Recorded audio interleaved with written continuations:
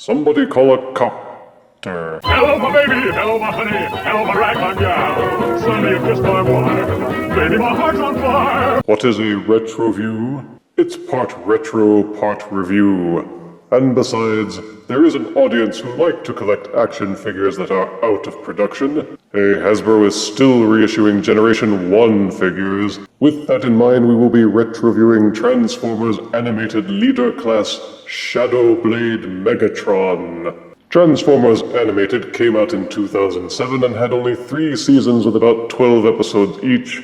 Early clips of the show left many severely doubting if it would be any good, with its highly stylized characters and cartoony appearance, which was very different than the more sophisticated shows that fans were used to. Even I had my doubts, but decided to give the show a chance. And it was well, for the show was surprisingly good, and the toy manufacturers rose to the challenge by making a companion toy line that captured both the appearance and the fun of the TV show. One of the many smart choices was making the Autobots kind of weaker, inexperienced heroes going up against the Decepticons who were more like super villains.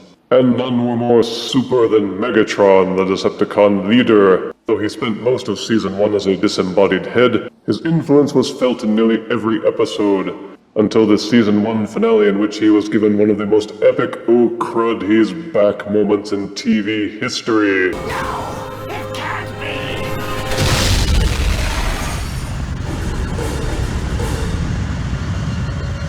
And as a villain, he acquitted himself well over the series until they copped out in Season 3 with that whole stasis cuff nonsense. For the toy series, Megatron had a universally disliked Voyager figure, but they made up for it with a leader class figure which was as kick-butt as he was in the cartoon. It was even repainted, and that is how we have Shadowblade Megatron. The packaging has long since been discarded, but he did come with his instruction booklet and 2 AA batteries. He also comes with 2 sword weapon accessories which actually transform into the rotor blades for the helicopter mode. To transform it, simply flip the blade upwards until both of them are facing the same direction, then flip out the sword handle. And if you haven't seen how Megatron used them in the cartoon, shame on you! But they transform back easily enough and snap back into place to be the helicopter rotors. He also comes with a plastic missile accessory which fits into the fusion cannon and is launched with this small button, and will launch again when the cannon is pulled back and properly cocked. Don't snicker, Pearson. And this is Shadowblade Megatron in his alt mode, a sort of assault helicopter. The coloring is nice with black, everything is cooler in black, along with these neon-y metallic purple highlights. He is nice and big with excellent heft. The color applications are neat, there is no splattery paint. He has landing gear, and will actually roll pretty well on a smooth surface. Roaring down the highway in my helicopter. The rotor blades will actually spin. There is a mechanism inside these little wingedings here. When you rotate one of the blades, they will both rotate. Admittedly, you'll look pretty lame by doing it manually, but, well, it's better than them being completely static. To cock the fusion cannon, Pearson, simply take this section at the back and pull it. Then you may launch the missile with this small button. There is this raised Decepticon symbol at the base of the helicopter. Pushing on it will activate helicopter-y noises.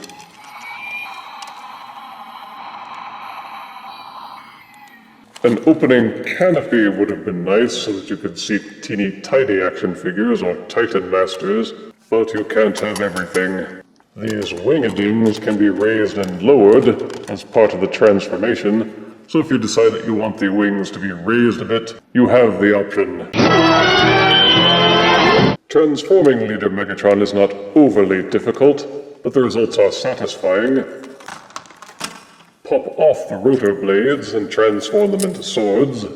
The fusion cannon is actually a very large panel. It tabs into place like this and clamps in. Just pop it loose.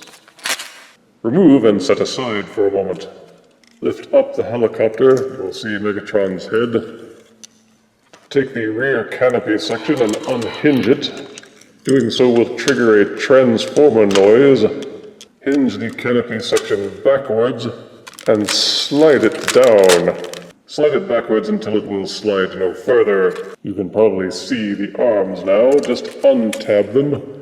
When transforming into a vehicle, this small dot at the front of the forearm pegs into these dots here, and that's how it holds in place. But untab them, you may then pop open this panel in the forearm and rotate out the fist. Once the fist has been rotated out, reclamp the arm panel closed, then rotate the forearm until these kind of groovy things are pointing outwards. The arm panel should then be pushed until they are flush to the side of the robot. This will extend the wings back and upwards. At the base of the helicopter, take tail fins and split them open to form the robot feet. The base of the helicopter extends outwards on these accordion hinges which are inside the leg panels. Extend them out, then rotate them 180 degrees. Push them down to form the shin panels instead of the thigh panels. Legs tab together, split them apart. Be sure to take the landing gear and fold it inwards. Take the fusion cannon accessory. You will see these 3 grooves on the inside. Those correspond to these grooves on the outside of the forearm. Slide them on, and the fusion cannon will be clamped into place. And this is Shadowblade Megatron in his robot mode. It was well worth waiting the entirety of Season 1 and past Wave 1 of the figures to get this beauty. He's all dressed in black, and the purple highlights set him off fairly well. Everything is done neat and clean, there is no spillage. Despite the cartoon simplification, he has excellent contours and enough detailing that he doesn't look flat or boring. He can still launch his fusion cannon missile, and the helicopter sound button now activates 3 different phrases for him to speak.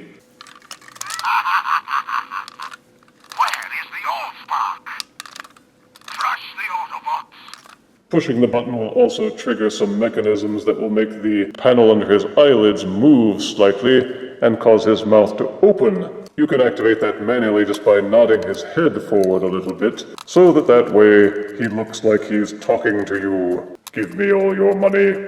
These sword accessories can be plugged into either or both hands. Hassan Chop. The swords are neat but cumbersome because there's no place to store them in robot mode.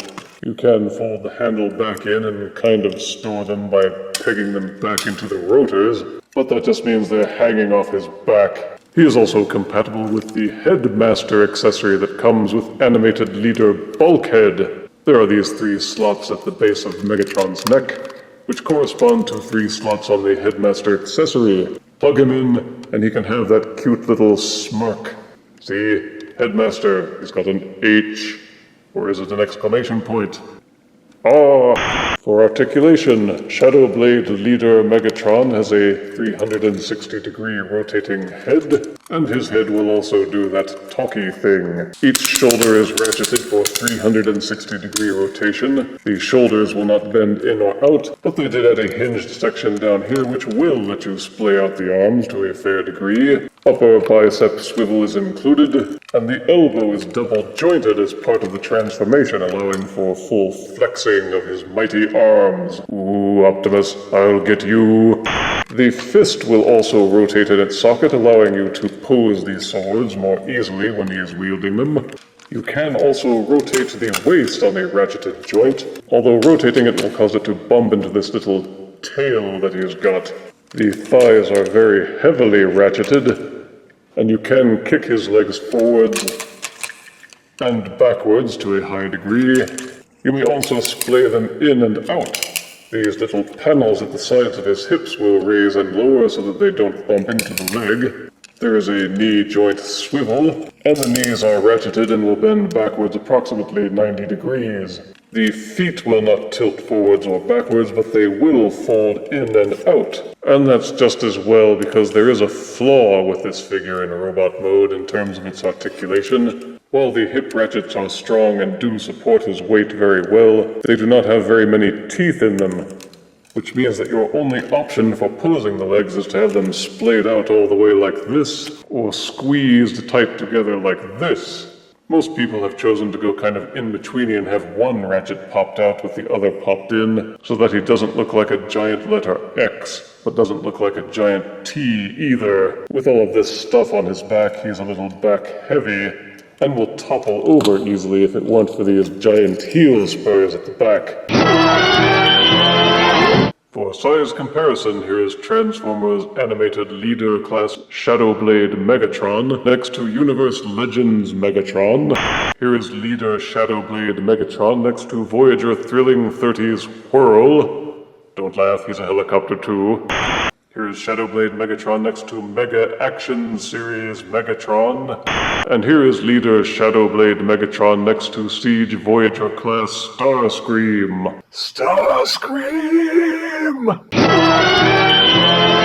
For those who just can't get enough Megatron, the Shadowblade repaint is just the thing. Positives are solid vehicle and robot modes.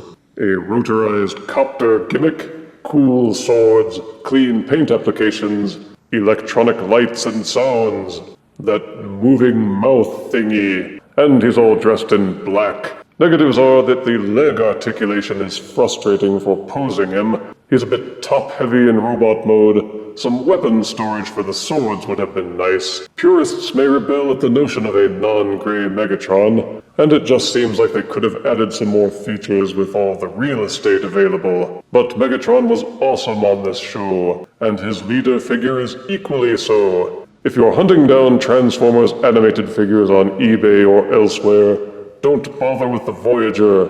Get one of these.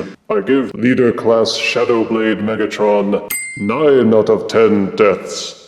Gentlemen, to evil. If you refuse me, honey, you lose me. Then you'll be left alone, oh baby. Tell them all and tell me I'm your own.